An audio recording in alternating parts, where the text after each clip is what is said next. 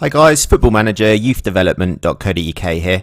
In this episode, I'm making an episode on behalf of Passion for FM TV. We're going to be taking a look at the 5 top ways to make money on Football Manager. Whichever team you decide to manage on Football Manager, it's really important to make sure that your finances are always in a good position. I'm going to be sharing with you my top 5 tips, but as always, if you do have any comments on this subject or if you have any tips that might help other people, then do leave your comments below. The tips on this video are not going to be in order of importance, but they are going to be set in such a way where you can follow it throughout the season. So my first tip is to always have a look at the pre-season friendlies that you can have for your club. For the purpose of this video, I'm going to be using Chelsea.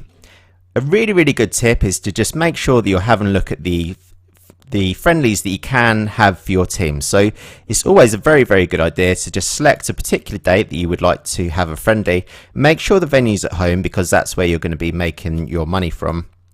Obviously what you want to be doing is just having a look. Clearly it's good if you're a club like Chelsea, if you can obviously try and get some really big teams. I've had a look at all these and Paris Saint-Germain are a perfect fit for this. So we can see here that we would have to pay Paris Saint-Germain 300k for them to take part in a friendly, but we would receive 325k in return for them sort of playing a friendly against us. So yeah, a return of 325k is not too bad at all. Certainly for a club like Chelsea, if you could arrange maybe 4 or 5 friendlies of this caliber, then you'd look to make over £1 million over the friendlies that you have during the summer. My second tip is to, if you can, try and get a commercial feeder club. To look for a feeder club, all you have to do is click on the club icon here, and then you can go to affiliates. What you're going to be looking to do here is look for a new affiliate club.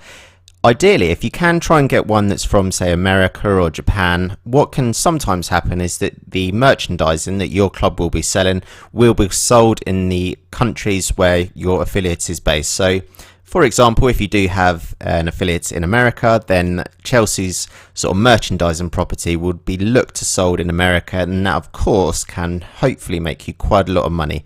So it's well worth looking into a commercial affiliate if you can get one. My third tip is to always make sure that you're keeping within your wage budgets.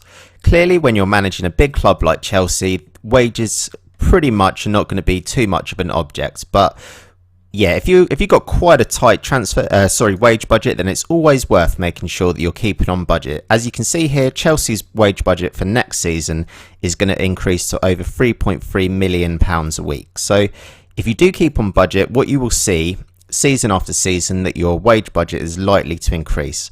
Obviously, if you're going over your wage budget, the chances are that your club can start to struggle financially. And if you do start to struggle financially, one of the first things where you'll need to make cutbacks is in your wage budget. And of course, if that happens, the long-term sort of aspirations and goals that you might have for your club may struggle a little bit if your wage budget is getting decreased season upon season. So as soon as you start off managing your club, just make sure that you are keeping within your wage budget, and then you will see gains within your wage budget season upon season. My fourth tip, and carrying on with the wages theme, it's certainly always a really good idea to just have a look at the wages that your players are on. So obviously if you are Chelsea, you might have players that are aging, such as John Terry. You can see here that John Terry's on 175 grand a week, so that is massive wages really for someone that's 33 years of age. So obviously he's a really good player, John Terry. But if we do have a look at his coach reports, he's 3 stars at the moment. Potentially what you could look to do, if it was possible, you could potentially look to sell your older players. Generally, I do look to start potentially to move players on around the age of 28, and I do always look for younger players if possible. Certainly, it's always a very good idea if you can to try and move on players that are on bigger wages, and if you can get in younger players that are near enough just as good, but even if they were like half their wages, that's a really good way for you to make money. Obviously, the lower your wages that you're spending, then the more money that you're going to be making. I just want to show you guys a really good example as well of just the type of thing that you can do just to this will do 2 things here. You can improve your squad, and you don't actually have to spend too much money in doing it. So Chelsea at the moment, they've got 5 centre-backs in their team. Clearly, they've got the kind of 4 more experienced sort of players, and they do also have Andreas Christensen. He's 18 years old at the moment, and by no means is he kind of like the finished article. Quite obviously, I don't think this guy's going to be playing too much first team football for Chelsea, so it'd be a really, really good idea to aid his development if you could loan him out. We're going to just take a note of his wages, so he's on 5k a week. What I've been doing is I've set up some scouting or sort of player searches just to try and find any players that are on loan at the moment that do look pretty decent. So just as a really good example, I've managed to find this guy called Ivan Audets. I've not actually scouted him yet, but if you do compare him to Andreas Christensen, you can see that Ivan Audets is so much better than Christensen at the moment.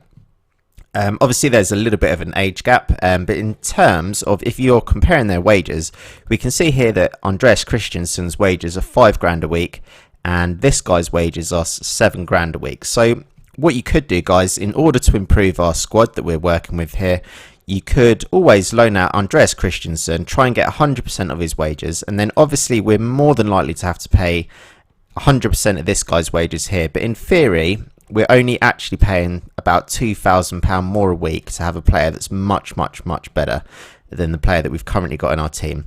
So obviously that's something you can do. If you got players in your team that are probably not going to be playing too much first team football, look to loan them out, and if you can then bring in someone else on loan who's much better than them, just take into consideration the difference in wages, and you can have a much better player for only £2,000 more a week.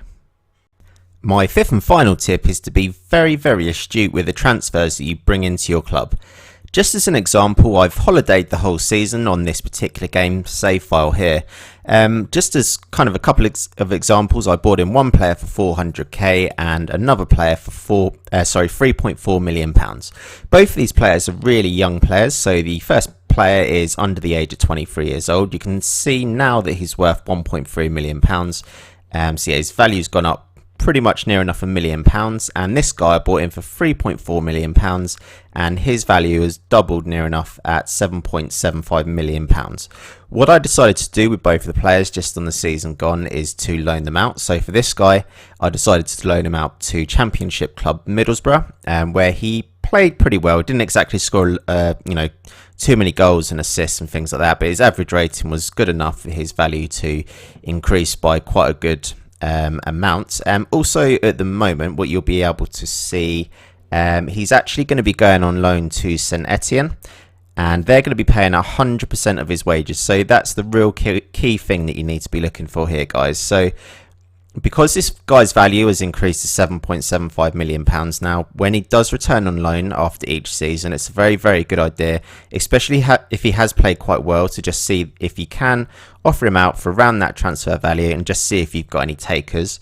Obviously, if you don't have any takers, there's no need to panic. You just need to kind of loan them out again for another season, just to sort of see if they do develop a little bit more.